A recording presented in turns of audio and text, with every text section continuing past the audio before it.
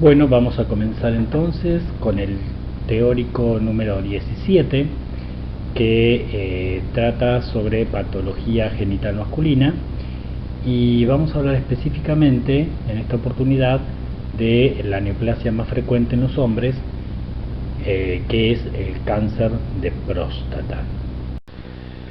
Bueno, si bien epidemiológicamente el cáncer de próstata es mucho más frecuente en pacientes mayores de 50 años, en aquellos varones con familiares de primer grado con cáncer de próstata, el riesgo aumenta al doble, y 5 veces si los familiares son 2.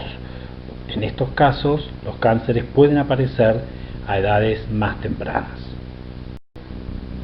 Es una neoplasia que, como veremos después, es mucho más frecuente en la raza negra, y realmente es bastante infrecuente en los asiáticos. Con respecto a los antecedentes familiares, es uno de los factores epidemiológicos o factores de riesgo más importantes a tener en cuenta. Como dijimos, los varones que tienen familiares de primer grado con cáncer de próstata tienen un riesgo de desarrollarlo doble, y 5 veces si los familiares son 2.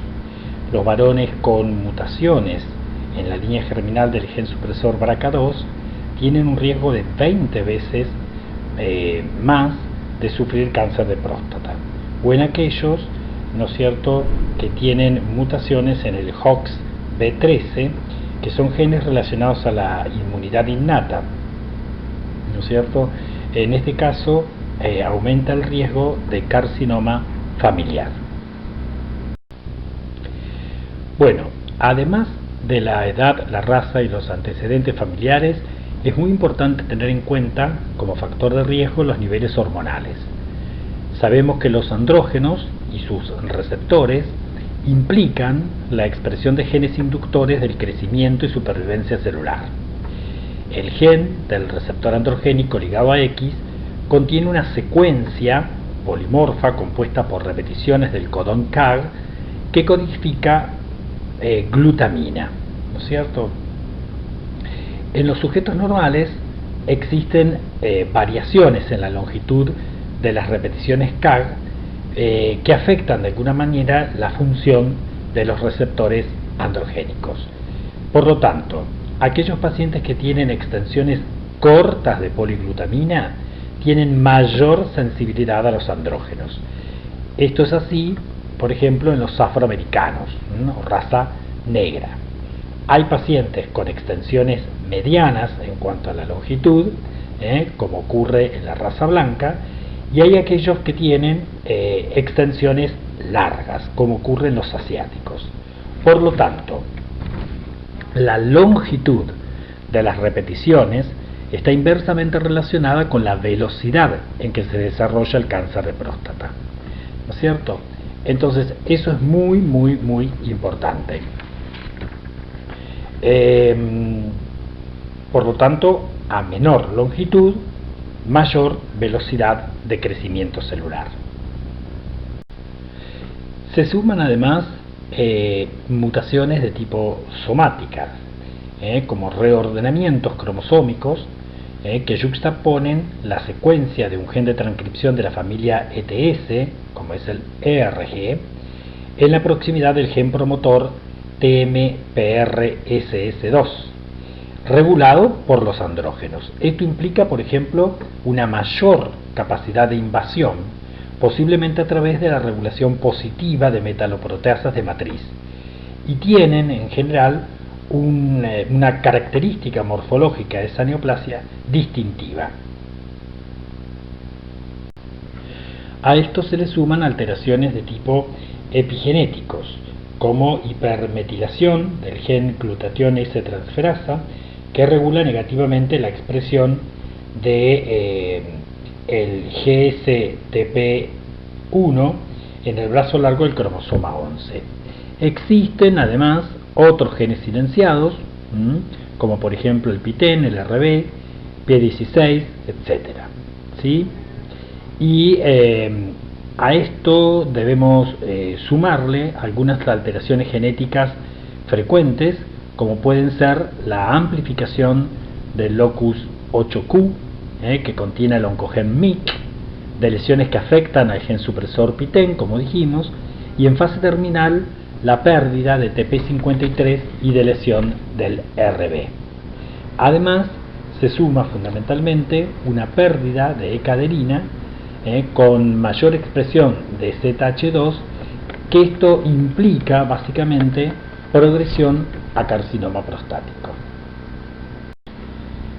Bueno, todo lo señalado debemos sumarle además algunos factores ambientales que no debemos menospreciar. Está comprobado que el cáncer de próstata es mucho más frecuente en aquellos pacientes que consumen alimentos ricos en grasas, o mayor consumo de alimentos ricos en grasas, y que se asocia también a la disminución del consumo de licopenos, que los encontramos básicamente en el tomate, como así también selenio, derivados de la soja, vitamina D, brócoli, nueces, etc.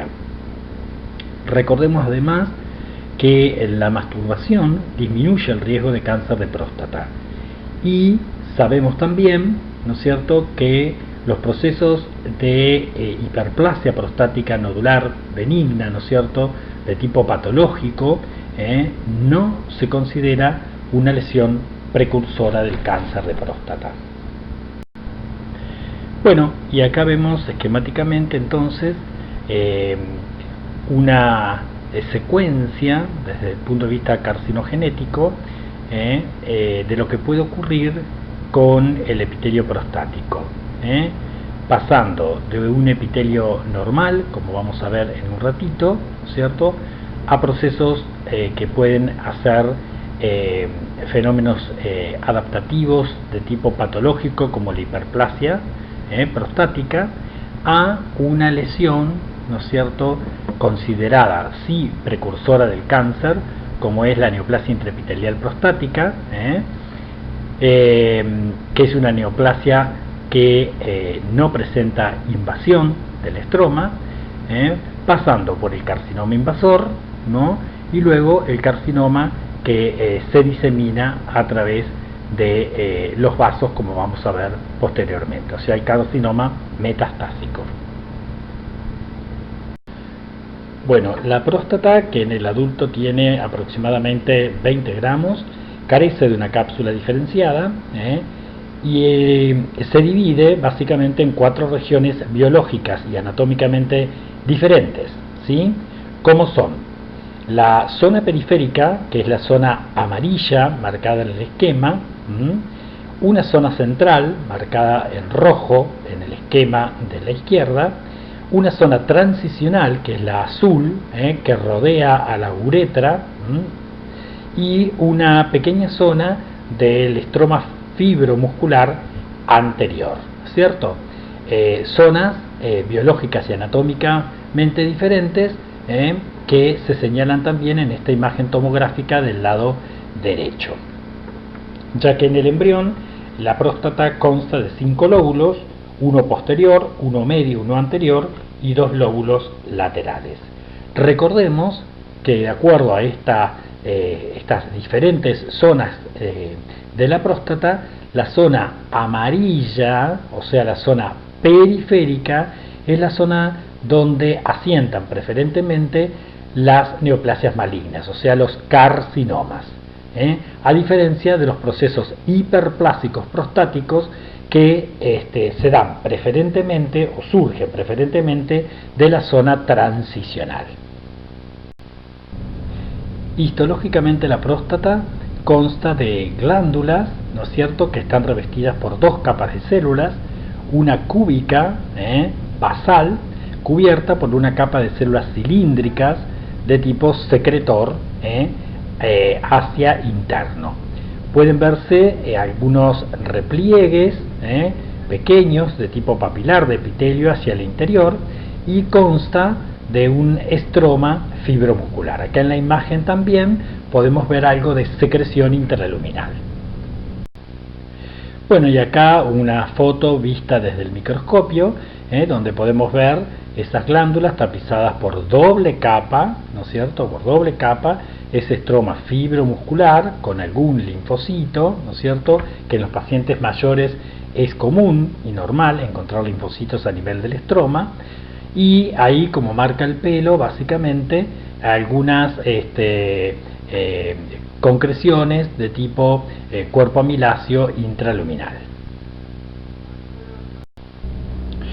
Bueno, como señalamos hace un momento, entonces, como lesión precursora del cáncer prostático, señalamos a la neoplasia intraepitelial prostática o PIN, que aparece generalmente en un 5% de las biopsias prostáticas, es el precursor del cáncer de próstata y predomina a nivel periférico.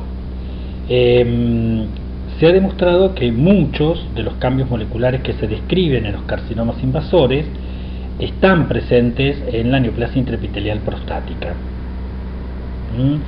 Lo que sí no está claro si el PIN progresa inevitablemente a cáncer o si a veces permanece latente o incluso puede regresar. Nosotros podemos encontrar PIN de bajo grado o PIN de alto grado. Ahora, el PIN de bajo grado es aquel, ¿no es cierto?, que consta de células con núcleos elongados, sin nucleolos ni mitosis, en donde las probabilidades de que termine en un cáncer, ¿no es cierto?, son muy bajas. El que consideramos realmente un marcador predictivo es el PIN de alto grado, y es aquella neoplasia intraepitelial prostática que tiene núcleos redondeados con presencia de nucleolos y mitosis presentes, ¿sí? En este caso, cuando aparece un PIN de alto grado, el 80%, ¿no es cierto?, termina en cáncer de próstata un año después, ¿sí?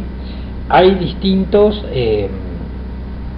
patrones o variedades de PIN, como son la neoplasia intraepitelial prostática plana, ondulada, micropapilar o cribiforme. En este caso podemos ver un PIN de alto grado micropapilar, ¿sí?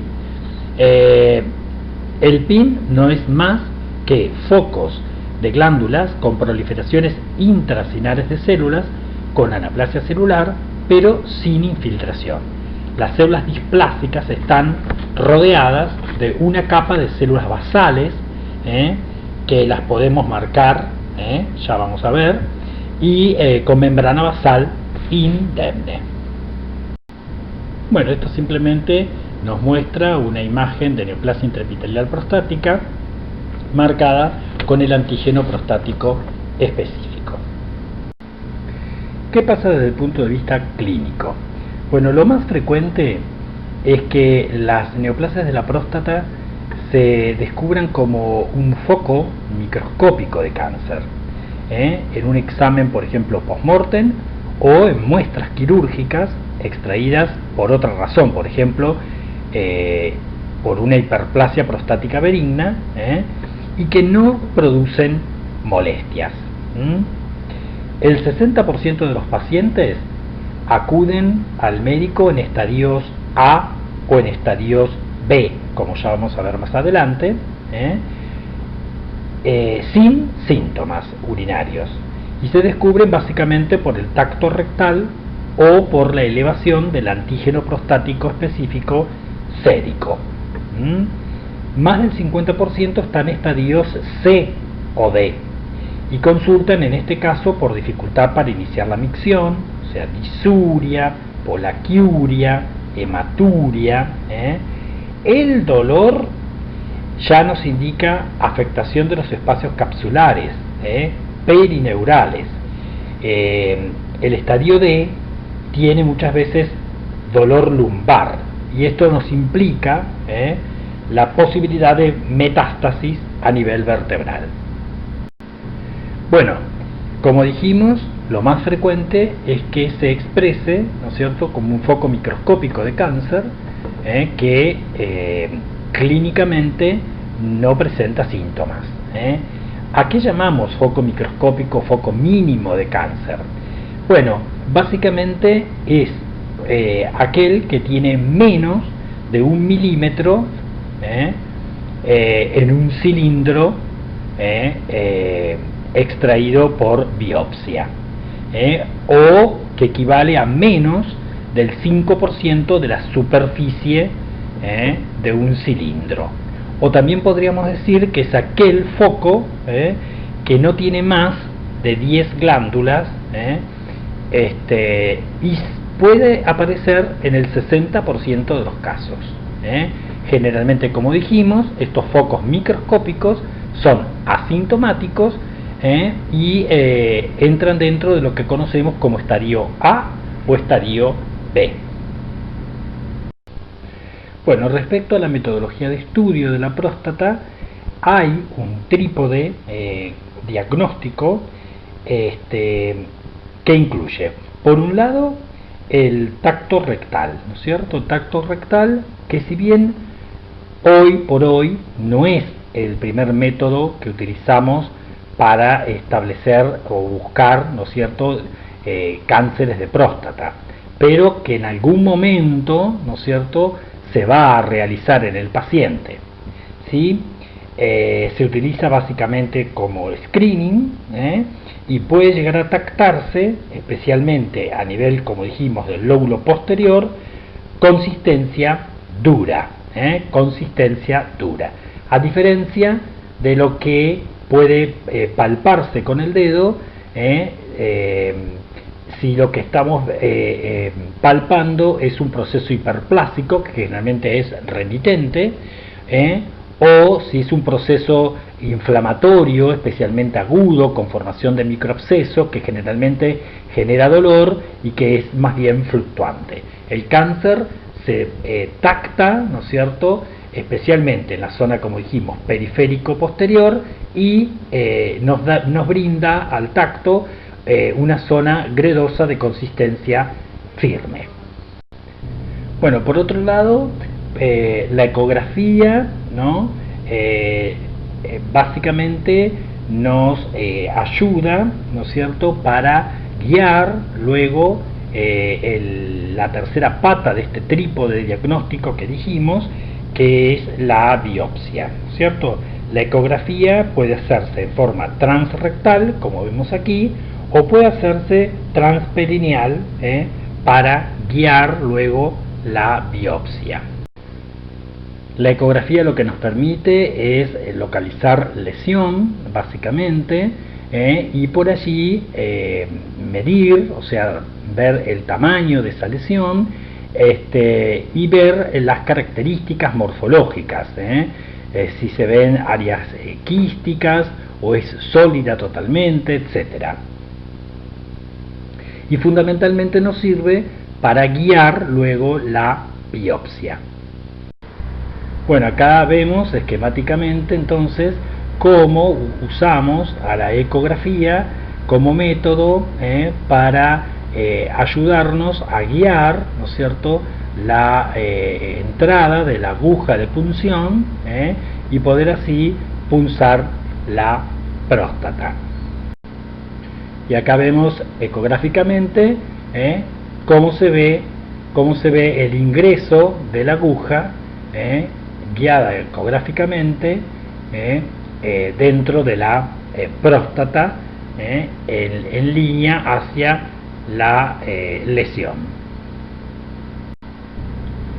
Bueno, en este caso simplemente es para mostrar o graficar, ¿no es cierto?, lo que podemos obtener como material, en este caso en un extendido de células correspondientes a un proceso neoplásico epitelial de la próstata, donde vemos células, ¿no es cierto?, aumentadas de tamaño, con alteración de la relación núcleo-citoplasmática. Lo que nos llama la atención acá básicamente es el aumento del tamaño del núcleo, cierto grado de hipercromasia, pero lo más importante aquí es la presencia del nucleolo, los nucleolos evidentes. Bueno, a la hora de biopsiar la próstata, como verán, han habido diferentes formas de biopsiarlas. Hoy por hoy, fundamentalmente, lo que se está utilizando es la biopsia con obtención de como mínimo 12 cilindros. Las biopsias se deben enviar, ¿no es cierto?, con un esquema, como ya vamos a ver, y se realizan previo consentimiento informado. Posbiopsia puede ocurrir como complicación que el paciente tenga hemospermia, o sea, sangre en el esperma. Entonces, el trípode diagnóstico, como dijimos, es fundamentalmente el tacto rectal, ¿sí?, la biopsia guiada por ecografía, a lo que le vamos a sumar posteriormente la medición del antígeno prostático específico sérico. Bueno, como dijimos entonces, el trípode diagnóstico que debe realizarse en mayores de 50 años o en menores de 50 años si hay factores de riesgo. Ese trípode diagnóstico entonces comienza con la determinación del antígeno prostático específico sérico. De acuerdo a esto, evaluaremos la posibilidad de seguir con la biopsia de la próstata guiada por ecografía y posteriormente el tacto rectal, ¿cierto? Este es el esquema que se utiliza en la actualidad más frecuentemente, que nos marca las 12 zonas de biopsia, tanto del lóbulo derecho como del lóbulo izquierdo, ¿sí?, a nivel central, periférico, anterior, posterior, medial, etcétera.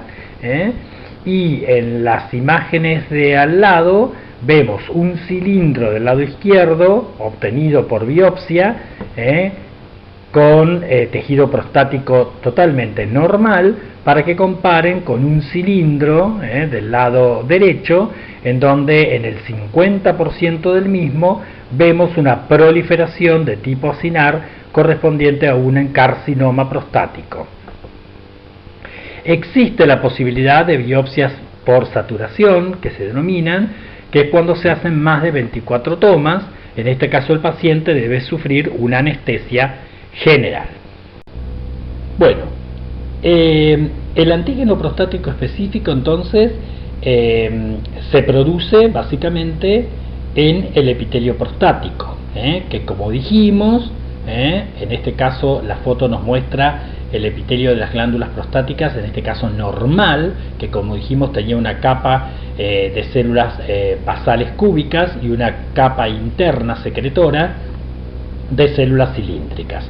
Esta bicapa tiene que ver con el epitelio que recubre las glándulas prostáticas normales o benignas. Bueno, en estas células es donde se produce el antígeno prostático específico. Se segrega, por supuesto, en el semen y es una serina proteasa que normalmente se encarga de licuar el coágulo del semen después de la eyaculación, ¿sí? Muy bien.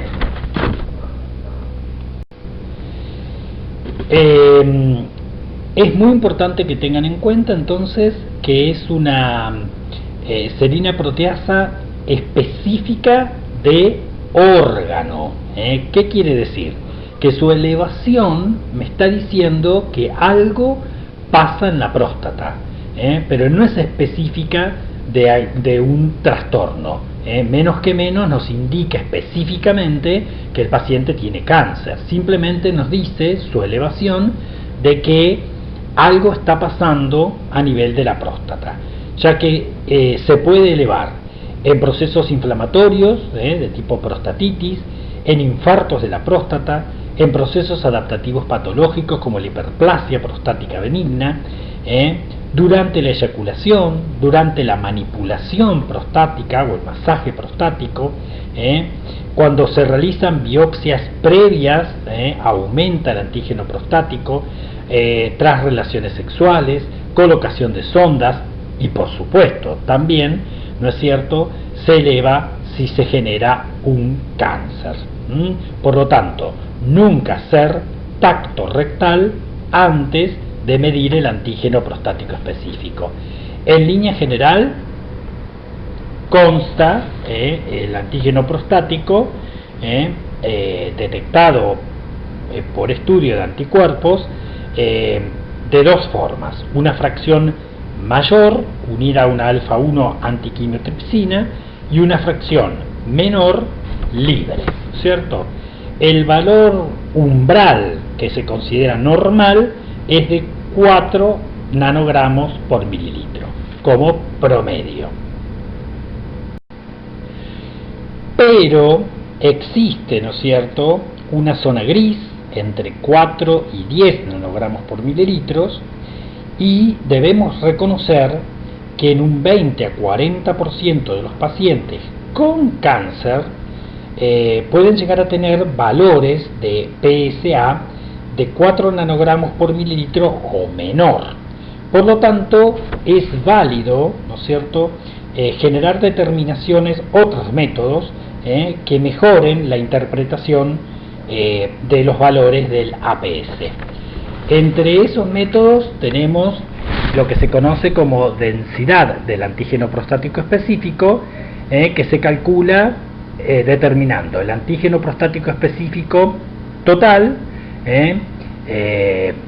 sobre el volumen prostático establecido por ecografía, o sea, valores de APS por gramo de tejido prostático, ¿sí? Si estos valores me dan por encima de 0,15, implican hiperplasia prostática. Por otro lado, podemos evaluar lo que se conoce como velocidad de cambio del antígeno prostático específico en el tiempo, o velocidad del APS, o también llamado ritmo de cambio.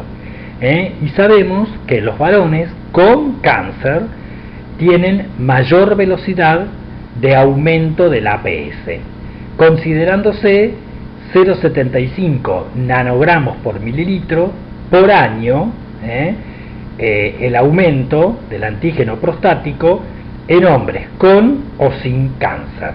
Y esto debe ser evaluado mínimamente en 3 mediciones durante 2 años. Muy importantes a tener en cuenta los intervalos de referencia específica para cada edad. Por ejemplo, a los varones de entre 40 y 49 años es anómalo un valor de 2,5 nanogramos por mililitro. Entre 50 y 59 años es 3,5, entre 60 y 69 años es 4,5 y entre 70 y 79 años es de 6,5. O sea, es muy importante tener en cuenta el rango etario. Uno de los métodos más utilizados es evaluar el antígeno prostático específico libre, que se calcula midiendo el antígeno libre sobre el total por 100. ¿Sí?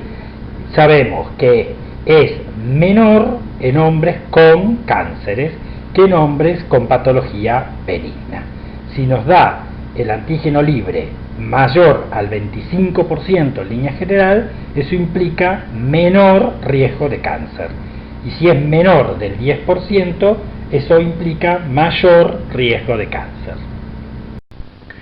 Bueno, acá vemos un ejemplo, un algoritmo que puede utilizarse en línea general como promedio para evaluar el antígeno prostático específico. Y vemos que cuando tiene el paciente menos de 4 nanogramos por mililitro, bueno, lo consideramos un valor normal. Si bien dijimos que es importante tener en cuenta ese intervalo de acuerdo al grupo etario. Y si tiene más de 10, bueno, es altamente sospechoso de que tenga un cáncer prostático. El problema es esa zona gris, como dijimos, entre 4 y 10, y para ello ¿no es cierto?, el método que más utilizamos es el del antígeno libre. Si el antígeno prostático específico libre es mayor de 25, nos quedamos tranquilos, ¿no? Lo más probable es que el riesgo de que sea un cáncer disminuya. Sin embargo, si es menos de 25, sospechoso de cáncer prostático. La utilización del antígeno prostático específico desde el punto de vista inmunistoquímico, nos sirve básicamente si lo encontramos aumentado post-prostatectomía radical o post-radioterapia. En este caso nos habla de una enfermedad recidivante o diseminada. Y también es utilizado el antígeno prostático específico desde la inmunistoquímica para determinar origen en el caso de que estemos evaluando una metástasis a distancia. Bueno, otra manera de ingresar para obtener material prostático es a través de la uretra, ¿no es cierto?, utilizando lo que se conoce como resectoscopio, y obteniendo así lo que se llama resección transuretral. Bueno, acá vemos entonces la obtención de material de resección transuretral con el resectoscopio, que es una práctica quirúrgica. Bueno, este es el material que se obtiene con la resección transuretral, ¿no es cierto?, que son múltiples fragmentos de tejido prostático blanco grisáceo que tienen aproximadamente 2 centímetros de longitud y que son firmes. Si lo que se obtiene pesa menos de 5 gramos, se debe incluir todo el material. Bueno, es otra forma de material que podemos recibir para evaluar, ¿no es cierto?, y estadificar el cáncer de próstata, que es la prostatectomía, ¿no es cierto? Es muy importante ubicarla, determinar cuál es la base, cuál es la punta. Acá vemos el estilete marcando la uretra prostática, el lóbulo derecho, el lóbulo izquierdo, luego seccionarla, y también el estudio de las vesículas seminales, que ahí las vemos proyectadas hacia posterior. En este caso, generalmente se taquea dando mínimamente un taco cada 10 gramos. Por lo tanto, es muy importante en caso de estudiar una glándula siempre pesarla. Entonces, de acuerdo al peso, después calculamos la cantidad de tacos que vamos a dar. En este caso, se saca un taquito por lo menos cada 10 gramos de próstata. Bueno, desde el punto de vista de la clasificación de los tumores de la próstata, obviamente que hay distintos tipos de tumores, de tipo epitelial básicamente, pero el más frecuente, lejos, el que se da en más del 80% de los casos, es la variante acinar, que es la que vemos acá en esta imagen de la derecha, que está constituida especialmente por pequeñas glándulas que se caracterizan por tener estar tapizadas básicamente por una sola capa epitelial, ¿no es cierto? No tiene capa basal, los núcleos están agrandados y, como ven, también se destacan muy bien los nucleolos, pueden tener 1 o 2 nucleolos. En general, las mitosis son raras y el estroma puede ser más o menos fibroblástico o desmoplástico. Hay otras variantes de cánceres que son mucho menos frecuentes, como vemos, cánceres ductales, adenoescamosos, de tipo coloide, microcíticos y carcinomas uroteliales, que son generalmente secundarios, invasores desde la vejiga o a través de la uretra prostática, ¿sí?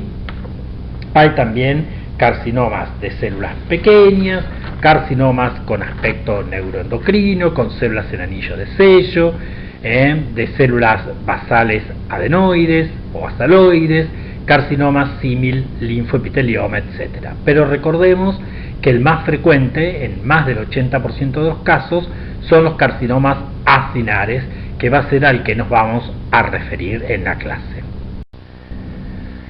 Bueno, acá vemos una próstata, vista desde su base.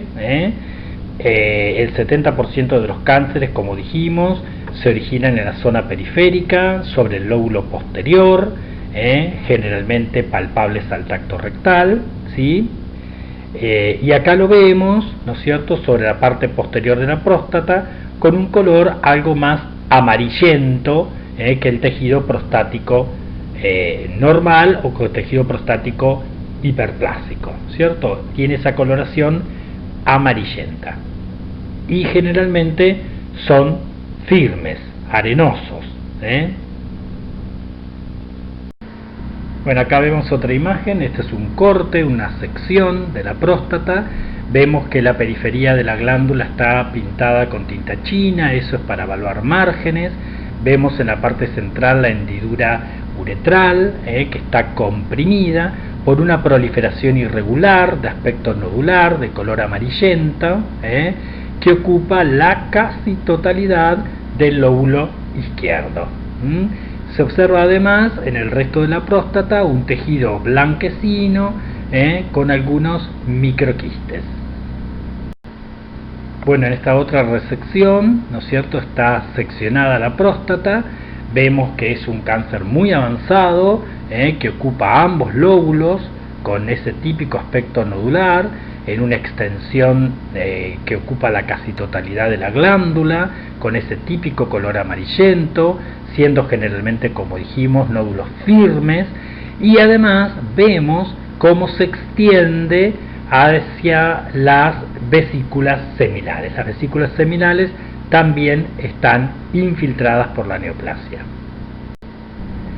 Bueno, esto es una imagen de cómo nosotros recibimos la próstata, ¿no es cierto? Pintamos primero con tinta china, como dijimos, ¿no es cierto?, para evaluar luego después los márgenes, y la seccionamos en lonjas, lóbulo derecho arriba, lóbulo izquierdo abajo.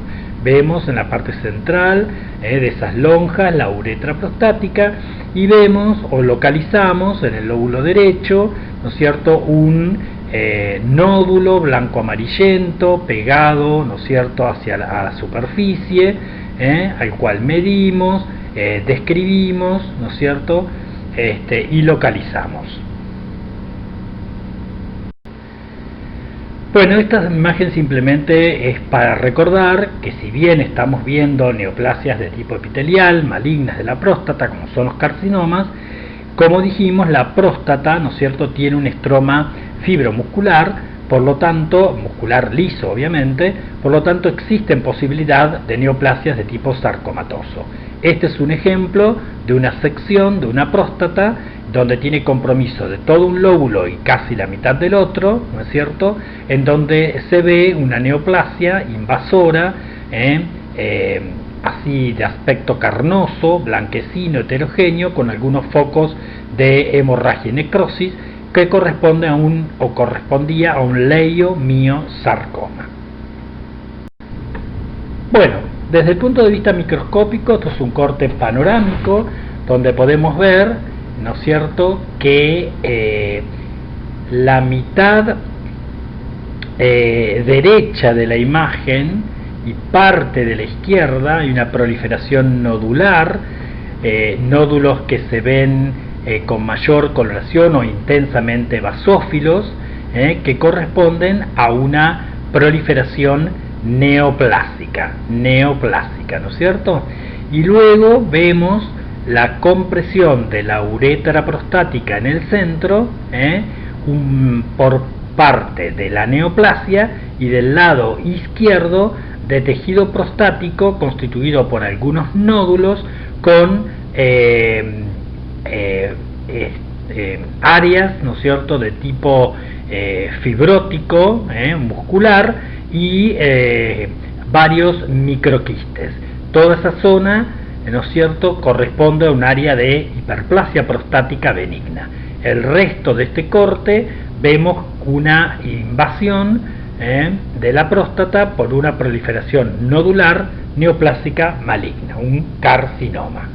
Esto no quiere decir que la lesión prostática benigna, o sea, la hiperplasia, haya sido la precursora de este cáncer. Simplemente muchas veces se asocia, ¿no es cierto?, a hiperplasia previa, y luego se establece un carcinoma prostático que, como dijimos, tiene como lesión preneoplásica al PIN, a la neoplasia intraepitelial prostática.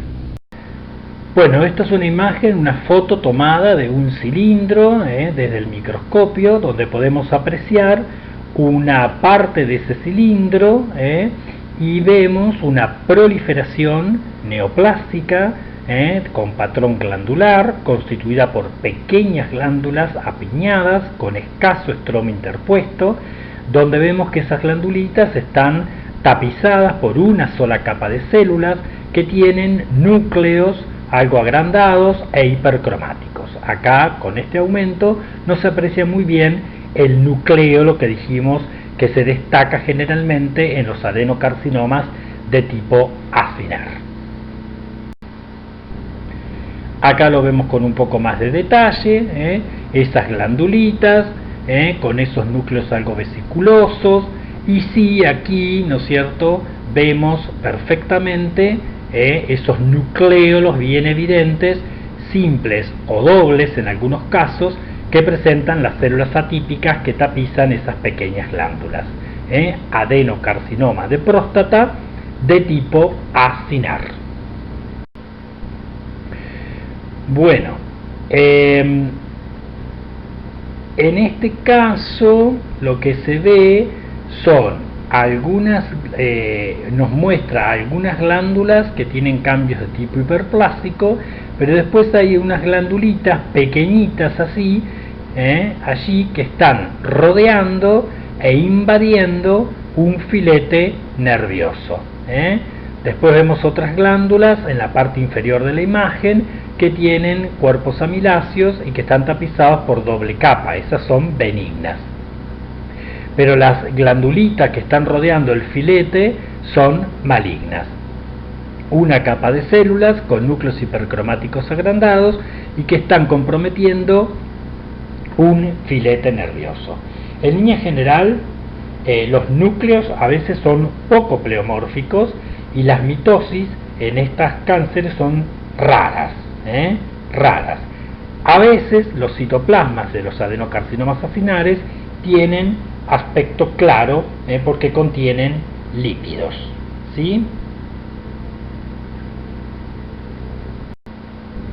Bueno, esta imagen, ¿no es cierto?, nos muestra básicamente estructuras acinares o glandulares, ¿no es cierto?, pero lo que está marcado acá es el compromiso del filete nervioso. El filete nervioso, lo que ustedes ven en marrón, que está coloreado, ¿no es cierto?, o destacado con proteína S100, ¿no es cierto?, es S100 positivo.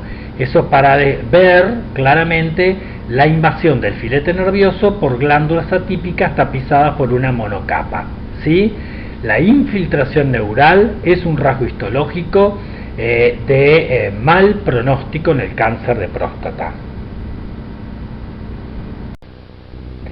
Bueno, entonces, como hallazgos fidedignos de malignidad, recordemos: infiltración de la cápsula prostática, invasión de vasos linfáticos o sanguíneos e infiltración perineural.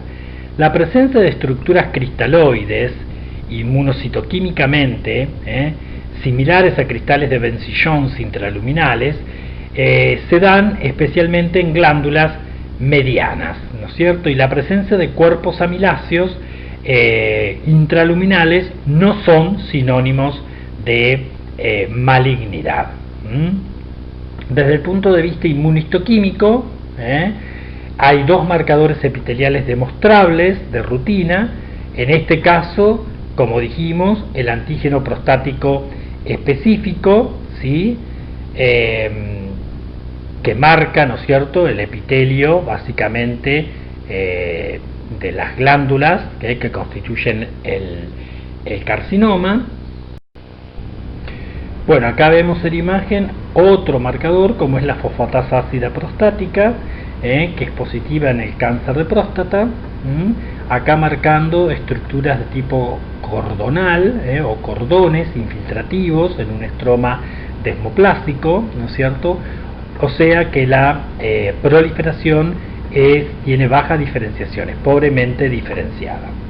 Recordar que tanto el antígeno prostático específico como la fosfatasa ácida prostática, ambos marcadores, no distinguen entre benigno o maligno, pero se usan para identificar origen prostático en tumores metastásicos, por ejemplo, y también son útiles para el diagnóstico diferencial entre un carcinoma pobremente diferenciado y tumores de células uroteliales.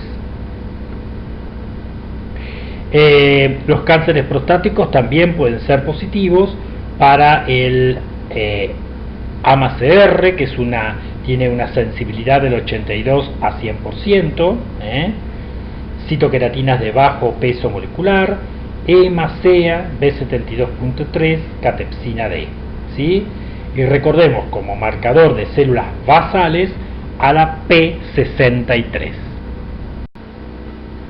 Muy bien. ¿En qué consiste el score de Gleason? Bueno, Donald Gleason en el año 1966 estableció este score, o sea que actualmente, bueno, si bien fue modificado en 1974, actualmente tiene 54 años ese score y se sigue utilizando. El score de Gleason se basa básicamente en el patrón glandular que debe observarse a bajo aumento, y este score es el factor pronóstico más importante de establecer en el cáncer de próstata. Hoy por hoy prevalece el Gleason 4, grado 4. Respecto a los patrones de Gleason, los patrones de Gleason son 5 y están basados en el patrón glandular visto a bajo aumento, y se deben tomar por lo menos 2 patrones o los 2 patrones más extensos. ¿En qué consiste el patrón de Gleason 1? En un nódulo circunscripto de glándulas uniformes, simples y apiñadas, lo que hoy se conoce como adenosis de la próstata. Un patrón de Gleason 2 también es bastante circunscripto, pero puede haber extensión mínima de glándulas hacia el tejido circundante. Las glándulas son simples, están dispuestas laxamente, pero no son tan uniformes. Es lo que hoy se conoce como hiperplasia adenomatosa atípica. Recién en el patrón 3 empezamos a hablar de neoplasia, que es un tumor que infiltra la próstata no neoplásica. Las glándulas varían en tamaño y en contornos, muchas son pequeñas, otras presentan patrón cribiforme, y pueden ser glándulas moderadas o grandes, glándulas pequeñas y apiñadas, o masas y cordones de un tumor papilar o cribiforme. El Gleason 4 está constituido por glándulas fusionadas con bordes desflecados infiltrativos. Pueden tener patrón microacinar, cribiforme o papilar, y los hay con células oscuras o con células claras o también llamadas hipernefroides.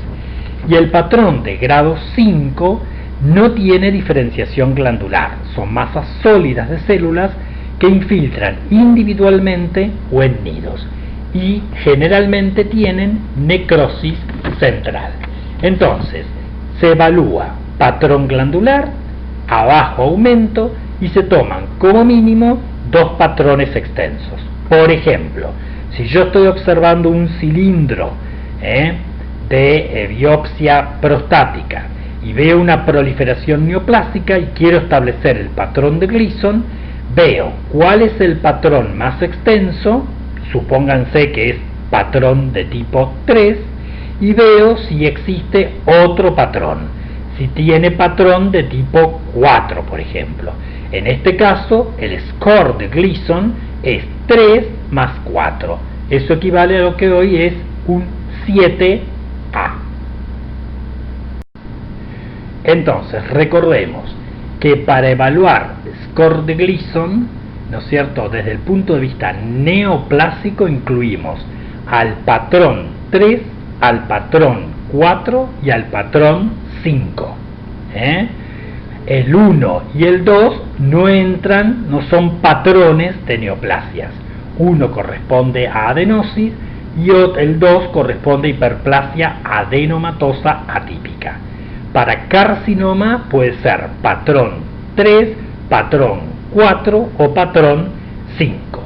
La clasificación en grados tiene correlación con el pronóstico y el grado de diferenciación. Y como dijimos, es el factor pronóstico más importante. Por supuesto que después, ¿no es cierto?, cada patrón de la neoplasia, ¿no es cierto?, tiene determinado un grado. Bueno, acá vemos ejemplos, por ejemplo. En la primera imagen vemos, entonces, esto es un cilindro en donde solamente vemos un patrón de Gleason 3. Cuando es así, dijimos que para establecer el score debemos sumar por lo menos los dos patrones más extensos.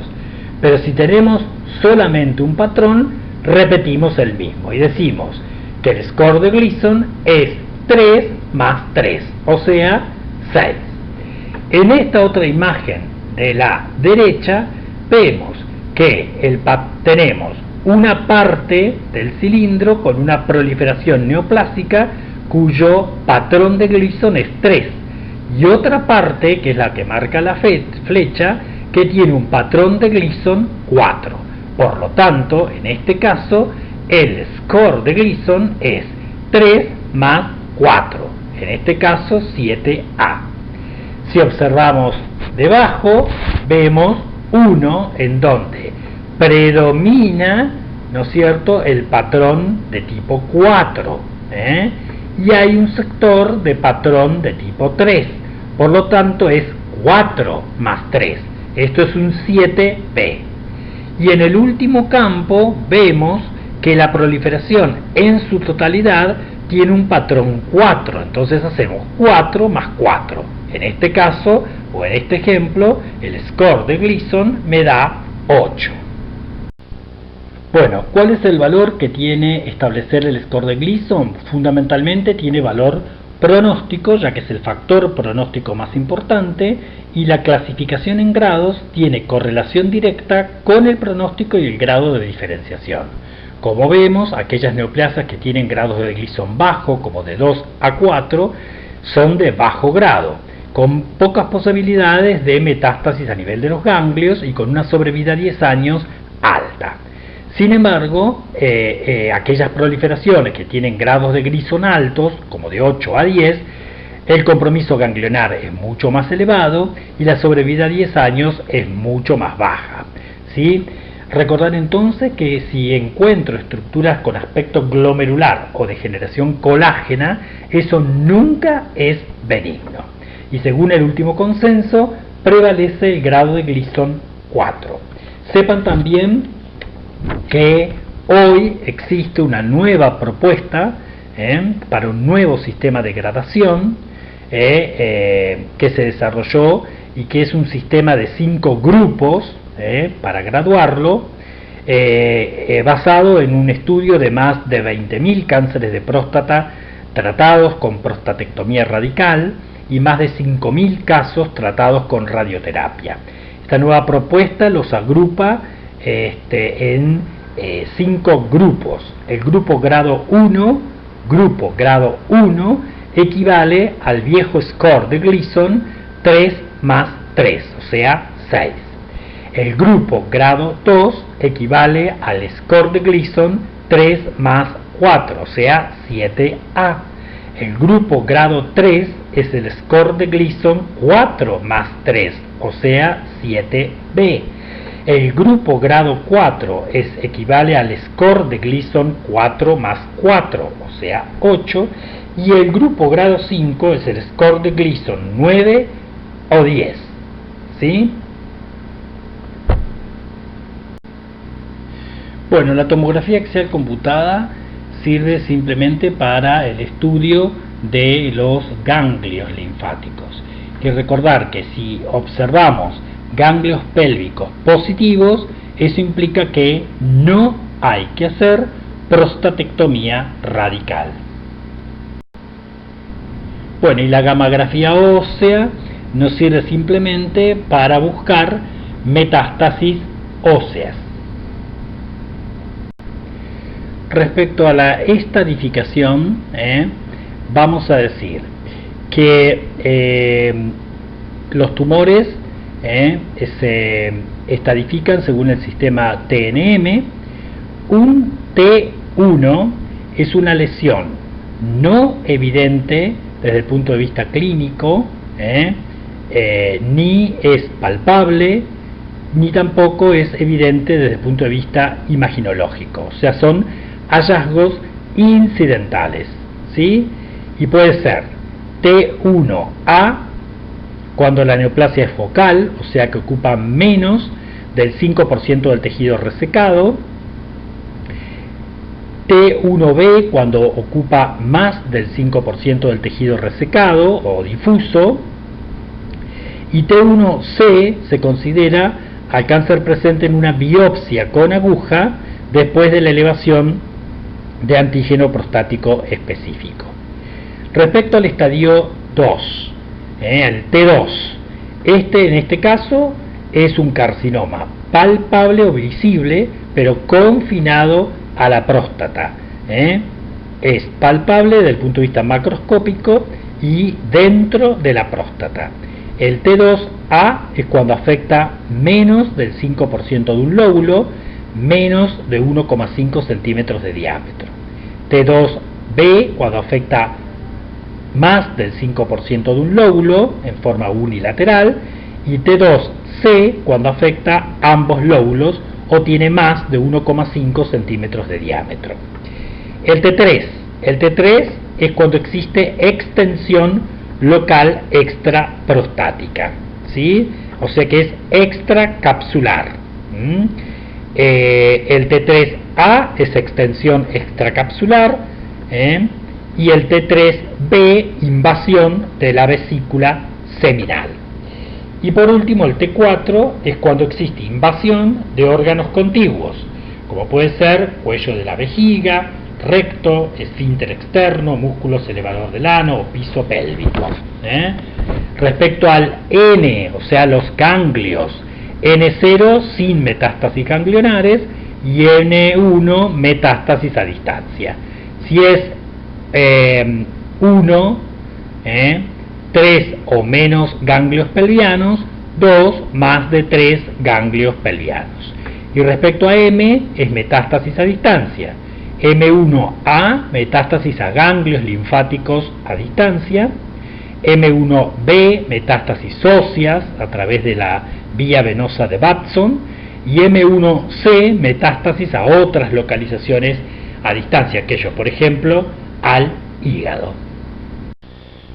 Bueno, respecto a las metástasis óseas, estas pueden ser solitarias o pueden ser múltiples, generalmente son osteoblásticas, a veces preceden por años a las manifestaciones urológicas, y por supuesto las localizaciones más comunes son la columna lumbar, sacra o pelvis, a través de una vía venosa como es la vía venosa de Batson, ¿sí?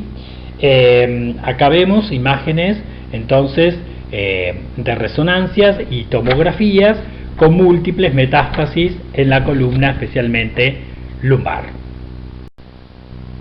Bueno, esto es una pieza de autopsia donde vemos una columna, y ahí vemos cortada, ¿no es cierto?, con una sierra, las vértebras, los cuerpos vertebrales, con múltiples metástasis que se ven como nódulos amarillentos, a nivel de los cuerpos vertebrales. Las metástasis en la zona lumbar es el sitio más frecuente de metástasis del cáncer avanzado de próstata. Acá vemos en un campo histológicamente, vemos trabéculas óseas y vemos entre esas trabéculas óseas, ¿no es cierto?, una proliferación atípica, ¿no es cierto?, acinar, glandular, ¿no?, que corresponde a una metástasis en el hueso de un adenocarcinoma prostático de tipo acinar. Bueno, acá lo mismo, ¿no es cierto?, una biopsia de médula ósea, donde se inmunomarcó con citoqueratina, se ve perfectamente la proliferación entre las trabéculas óseas. Acá lo mismo, vemos en el lado derecho de la imagen una trabécula ósea con los osteocitos y vemos ahí una proliferación intertrabecular correspondiente a un adenocarcinoma de próstata, en este caso inmunomarcado con antígeno prostático específico, que dijimos que es útil desde el punto inmunistoquímico, ¿no es cierto?, para determinar origen de cáncer. Bueno, respecto a metástasis a otros órganos, hígado y pulmón son los sitios más frecuentes. En este caso vemos al corte parénquima hepático con múltiples metástasis sólidas, blanquecinas, que correspondían a adenocarcinoma de próstata. Podemos encontrar también derrames pleurales que a veces son el síntoma inicial y rara vez en otros sitios como adrenales, glándulas salivales, mama, sistema nervioso central, etc. Pulmón e hígado son los sitios más frecuentes. Bueno, la prostatectomía radical es el tratamiento de los cánceres de próstata en estadio A, o sea, aquellos hallazgos incidentales, no palpables desde el punto de vista clínico, ni evidenciables imaginológicamente. O en el estadio B, que son aquellos que, si bien son palpables, están confinados a la próstata, ¿sí? El dosaje de antígeno prostático específico mayor de 0,2 nanogramos por mililitro post-prostatectomía radical nos implica una recaída bioquímica, o sea que ha dado metástasis. Recordar que cuando recibimos la prostatectomía, ¿no es cierto?, debemos pintarla con tinta china para evaluar márgenes. Se consideran márgenes positivos cuando las células del adenocarcinoma están en contacto con la tinta china, ¿sí? Es muy importante tener en cuenta también la invasión de las vesículas seminales a través de la pared muscular de este órgano, que puede ser de tipo 1 cuando invaden por el conducto eyaculador, tipo 2 por fuera del conducto eyaculador y tipo 3 como metástasis a la glándula seminal. Otro rasgo importante a evaluar siempre es la invasión perineural, que dijimos que en este caso era de mal pronóstico, el tumor generalmente se torna mortal. La invasión rectal es menos común, supuestamente por la gran resistencia que ofrece la fascia de Denonville. Bueno, y el estudio de los ganglios, si se hacen, ¿no es cierto?, que en general si la TAC los muestra no se resecan. Los ganglios generalmente comprometidos que se visualizan tienen que ver con las cadenas pélvicas retroperitoneales, además de supradiafragmáticas, supraclaviculares y mediastinales. Respecto a las complicaciones que puede tener la cirugía, bueno, una de las complicaciones temidas es la hemorragia intraoperatoria, muy importante por la manipulación de los plexos, especialmente de los erectores de Ehrkar, que el paciente quede con impotencia sexual, ¿sí? Y una muy importante a tener en cuenta también, creo que es una de las más importantes, es la incontinencia urinaria. Si bien no está indicado nunca la congelación, el estudio intraoperatorio de la pieza quirúrgica, puede llegar a hacerse cuando uno tiene dudas del compromiso del ápice o de la punta de la próstata, y justamente por este tema, ¿no es cierto?, por la posibilidad de que si hay compromiso del ápice, el paciente post cirugía quede con incontinencia urinaria. En el estadio avanzado, el cáncer de próstata básicamente se trata con hormonoterapia, por ser tumores andrógeno dependientes. Lo que se trata es de suprimir la testosterona para que no llegue a las células neoplásicas. Si bien esto se podría hacer por orquiectomía o la utilización de estrógenos, generalmente se utilizan agonistas sintéticos de la hormona liberadora de la hormona luteinizante. Los estrógenos lo que hacen es frenar la síntesis de andrógenos por el testículo, inhibiendo la secreción de hormona luteinizante por la hipófisis, reduciéndose así la secreción testicular de testosterona, lo que se conoce como orquiectomía farmacológica. Los tratamientos antiandrogénicos inducen remisiones, pero el crecimiento del tumor favorece básicamente la aparición de clones de células neoplásicas insensibles a la testosterona, por lo que a pesar de los tratamientos, los pacientes con formas diseminadas tienen mal pronóstico, con una esperanza de vida en el cáncer de próstata de unos 15 años. Otro tratamiento que se puede utilizar, ¿no es cierto?, en carcinomas avanzados es la radioterapia externa, y si no, en el caso de estadios A y B, se pueden utilizar también braquiterapia, ¿no es cierto?, que es básicamente una radioterapia interna o intersticial. Bueno, donde se colocan justamente estas semillas radioactivas, ¿sí? Braquiterapia. Bueno, hay que recordar entonces que muchos tumores, por desgracia, se tornan resistentes al bloqueo con andrógenos, escapando a este efecto por varios mecanismos, como puede ser la adquisición de una hipersensibilidad ante niveles bajos de andrógenos. Esto implica básicamente una amplificación del gen del receptor androgénico, o por mutaciones de los receptores androgénicos que permiten su activación mediante ligandos no androgénicos, por ejemplo la activación de la vía de transmisión de señales de la quinasa PI3K-AKT. Bueno, con esto terminamos y recordamos la importancia que tiene el control de la próstata a partir entonces de los 50 años en los varones.